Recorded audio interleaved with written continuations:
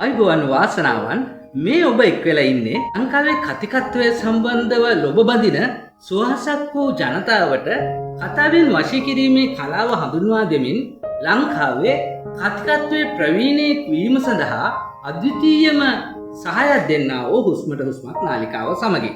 ඉතින් ඒ ක්‍රියේටර් වෙච්ච සුමුදු මේ කතා කරන්නේ.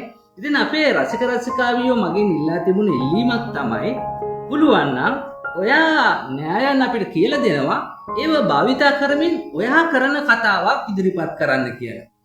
ඉතින් ලොකු ප්‍රශ්නයකට මම මොහොන දුන්නා. මොකද ඔබ දන්න මගේ මොලේ නහරයක් පුපුරලා තියෙන්නේ. මට අර ඉස්සර වගේ දැන් කතා කරන්න අමාරුයි. ඉතින් මමත් ඔබ වගේම දිනපතා පුහුණු වෙනවා. ඒකේ ප්‍රතිඵල තමයි මම දැන් හොඳින් කතා කරන්නේ. හරිද?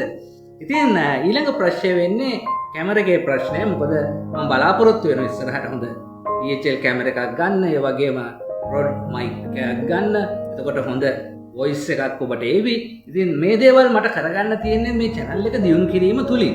ඒ වගේම ප්‍රතිකාර කරලා මට සම්පූර්ණ සුවයට යන්න. කියන්නේ ආයුර්වේද ප්‍රතිකාර තුලින් මට තියෙන මාවතත් මේ channel එක තුලින් ආදායමක් උපදව ගන්න එක. ඉතින් ඒ යන ගමනේදී මේ වගේ ඉල්ලීමක් කරාම මට ලොකු ප්‍රශ්නයකට මුහුණ දෙන්න වුණා.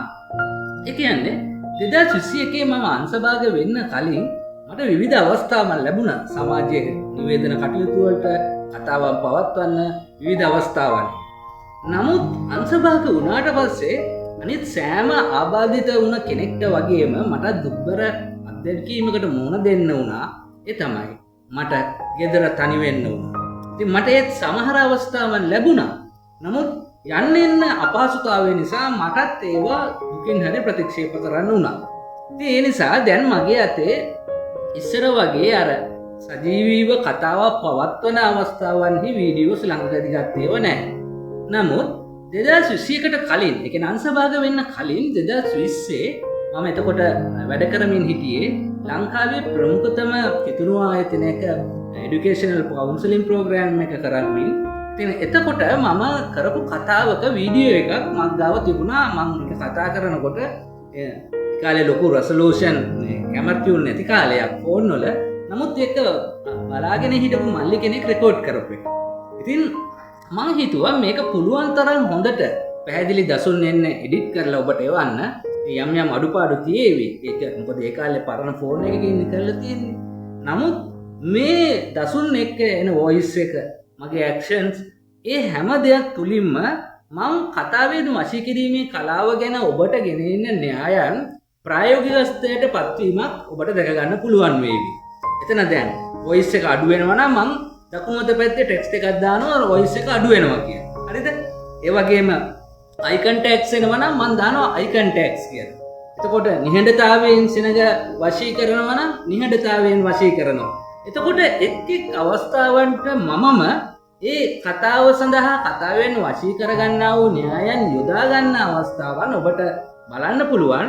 ඉතින් වීඩියෝ එක සබ්ස්ක්‍රයිබ් කරන්න, බෙල් අයිකන් එක ක්ලික් කරන්න, කමෙන්ට්ස් කරන්න. ඉතින් ඔබේ කමෙන්ට්ස් වලට මම හැම දෙයකටම පිළිතුරු සපයනවා. ඒ වගේම ඔබේ ඉල්ලීම් මම ඉටු කරනවා. ඉතින් මේකත් දෙවෙනි ඉල්ලීමක්.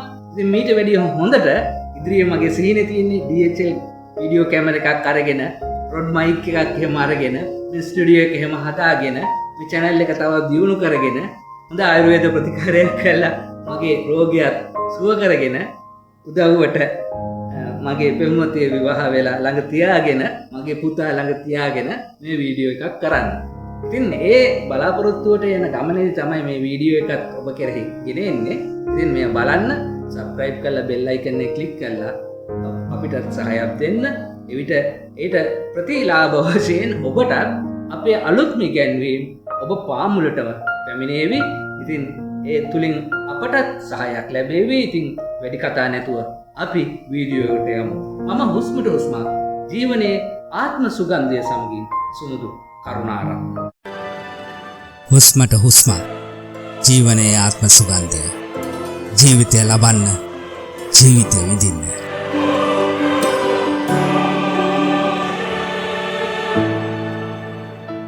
ඉතින් ආදරණීය රසික රසිකාවියනි, මේක ආගමික කෝණයෙන් වර්ධවා තේරුම් ගන්න එපා. මම අංශභාග වෙන්න කලින් සේවය කරේ කිතුණු ආයතනයකනේ. ඉතින් එතන එඩියුකේෂනල් ප්‍රෝග්‍රෑම් එක මම කරපු කතාවක්. මම කිතුණුවේ.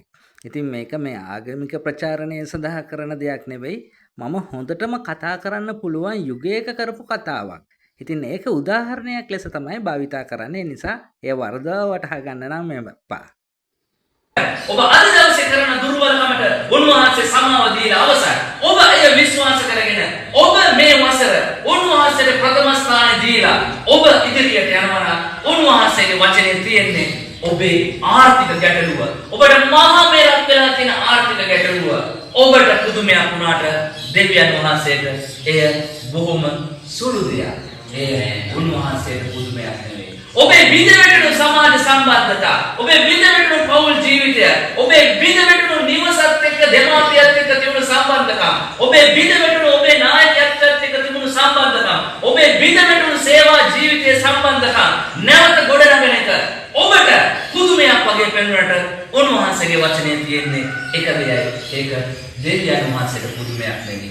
දෙවියන් වහන්සේට ඒක බොහෝ සුළු දෙයක් වෙනවා. ආමේන්. ඔබේ සුවය ගැන තියෙන ප්‍රශ්නය ඔබ බොහෝ කල්පනා කරාට කොරෝනා ආවොත් මගේ ලෙඩේ තව වැඩි වෙයිද?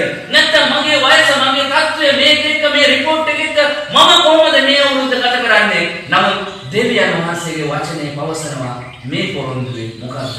ඉතිරි වී සිටින සැමට එය පුදුමයක් වුණාට මට එය පුදුමයක් නෙවෙයි. සේනාවල ස්වාමීන් වහන්සේ කියනසේ. ආමේන්. ඉතිරිව සිටින සැමට දැන් ලෙඩේ හැදිලා සමහර අය එන්නේ මැරෙන්න පුළුවන්. සමහර අය ඉන්ටෙන්සිව් කියා එකේ හොක් ගලා ඉන්න පුළුවන්. හැබැයි ඔබට රෝගය තිබුණා. ඔබ සුවය ලබනවා. ඔබ ඉදිරිව ඉන්න සැනකම් බවට පත් වෙනවා. සුවසේ. ආමේන්. හලෙලූයා. ඔබ සුවසේ ඉදිරිව ඉන්න සැනකම් බවට පත් වෙලා ඔබට හිතනවා අයියෝ මාර පුදුමයක්. මේ අර මිනිස්සු අච්චර මේ ආරක්ෂිත වුණා. අර මිනිස්සු මෙච්චර බෙහෙත් බිව්වා. අර මිනිස්සු ඩයට් කරා, අරව කරා, මේව කරා. එයාට මෙහෙම වුණා. මම ෂෝක් එකට ඉන්නවා. ආමේන්. ඒක පුදුමයක් අපිට. හැබැයි දෙවියන් වහන්සේ කියනවා උන්වහන්සේගේ වචනේ උන්වහන්සේට ඒක පුදුමයක් නෙවෙයි. ඒක සුළු දෙයක් වෙනවා. හලෙලූයා. හලෙලූයා. මේ කොටස කියන තව විශේෂ කොටසක් එක්ක ඒක මම කලින් ඔබට පැහැදිලි කරලා තියෙනවා. සිකරිය 4 මේ කොටස ගැන විශේෂ කොටසක් තියෙනවා තමයි මේ දේව මාලිගාව ඔවුන්ගේ ආධ්‍යාත්මය ගොඩනගාගත්තොත් තමයි දෙවියන් වහන්සේ ඔවුන්ට ආර්ථිකව ආශිර්වාද කරන්නේ. ඔවුන්ට සංස්කෘතිකව ආශිර්වාද කරන්නේ. ඔවුන්ට සමාජීයව ආශිර්වාද කරන්නේ. මොකද දෙවියන් වහන්සේගේ බලාපොරොත්තුව ඔබ අමත්‍යකරණය විතරක් නෙවෙයි. උන්වහන්සේගේ බලාපොරොත්තුව ඔබ ආර්ථිකව නැගිටවන එක. උන්වහන්සේගේ බලාපොරොත්තුව සනත්තලිය මේ අවුරුද්ද අවසන් වෙනකොට මොකද කරකාරියෙක් හොයාගෙන නාටකයක්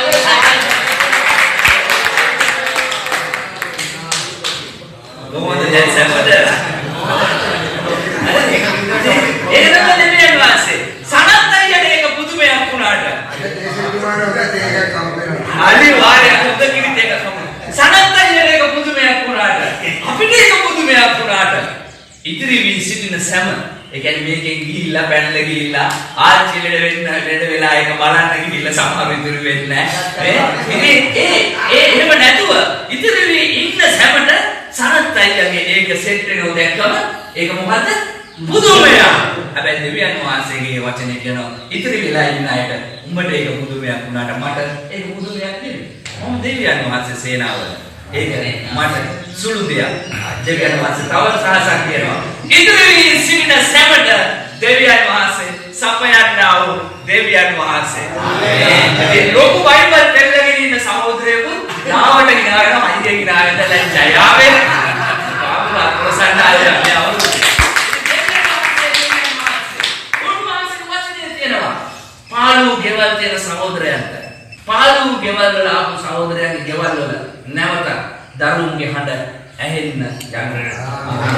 අද දවසේ ඇමරිකාවේ ජනාධිපති ඩොනල්ඩ් ට්‍රම්ප්ලගේ පෞල් ජීවිත ගැන නෙමෙයි අපි කතා කරන්න ආවේ. සල්ලි දෙන ඇමරිකානු අද හිරකාරය වෙලා ඉන්න හැටි ගැන කතා කරන්න නෙමෙයි අපි ආවේ. අද ඔබට දෙවියන් වහන්සේගේ පණිවිඩය තමයි මුළු ලෝකෙ මොනව වුණා. අද සල්ලිකාරයෝ අනාථ වුණා. අද තාක්ෂණය අනාථ වුණා. දැනුම අනාථ වුණා. උන්වහන්සේ ඔබ සමග සිටමින් ඔබට නිදහස් ජීවිතයක් දෙන්න යනවා සමාජීය. ඔබට නිදහසේ ඇවිදින පරිසරයක් දෙන්න යනවා. හැබැයි ඉතිරි වූ සැමට රොෂාන් ඒ පුදුමය බලන්න පුළුවන් වෙනවා. ඉතින් මේක ඉතිරිවීම ඔබ ලබන්න අවශ්‍ය නම් මම කියන්නේ ඔබගේ පළවෙනි කරුණ ඔබ මේ ආයතනය තුල උන්වහන්සේගේ වේගයට ඉඩ දීම. නමුත් ඔබේ අවශ්‍යතාවක ඔබ පිටකට යනවා නම් ඔබ ඉතිරිවි ඒ පුදුමය දකින්න කැමති කෙනෙක් වෙන්න අවශ්‍ය නම් උන්වහන්සේ තුල දවසක් ගානේ ඔබ යැපෙන්න අවශ්‍ය වෙනවා. දවසක් ගානේ යැපෙන ආයතනතුමා විසින් කිව්ව ලස්සන දෙයක්. ලොකු ගෝල්ස් ලොකු ඉලක්ක නෙවෙයි අවශ්‍ය වෙන්නේ දිනපතා දෙවියන් වහන්සේ තුල යැපෙන එක. දිනපතා අපි දෙවියොත් එක්ක කටයුතු කරන එක. දිනපතා රහසින් හරි උන්වහන්සේ සමග ඔබ කතා කරන එක. ඉතින් මේ වසර ඔබට සුබ නව වසරක් වෙනවා. මොකද උන්වහන්සේගේ පණිවිඩය එය ඔබට පුදුමයක් වුණාට මට පුදුමයක් නෙවෙයි. සේනාවල ස්වාමීන් වහන්සේ කියන සේක. අපේ වචනේ කිව්වොත් අඩෝ උඹට මැජික් වුණාට ඉතුරු වෙලා ඉන්න උඹට මැජික් වුණාට මට ඒක මැජික් නෙවෙයි. මට ඒක සිම්පල් දෙයක් ඇයි. අපේ හිතවත් බුක්කව ජීසස් වහන්සේ කිව්සේ. ආමේන්. ඉතින් මේක ඔබට ලබන්න අවශ්‍ය නම් එදා සෙනඟට දෙවියන් වහන්සේ විශේෂ දෙයක් කරන්න කිව්වා. මේ පොතේ 4:6 තියෙනවා මොකද? නුඹේ ශක්තියෙන් බලයෙන් නෙවෙයි ආත්මයෙන්. එහෙම නැත්නම් දෙවියන් වහන්සේගේ ආත්මය අත්ලද අනන්ත වක්‍රෝතුලින් උන්වහන්සේ කරන්නයි කියන දේ. දේව වචනේ සඳහන් වෙන දේ සිදු කිරීම තුලින් තමයි ඒ ආශිර්වාදය ඔබට ලබා ගන්න පුළුවන්. 4:6 හරි ලස්සන දෙයක් කියනවා. එම්බා මහත්කන්ද නුඹ කවුද? නුඹ සෙරුබාබෙල් ඉදිරියේ සමභූමියක් වන්නේය.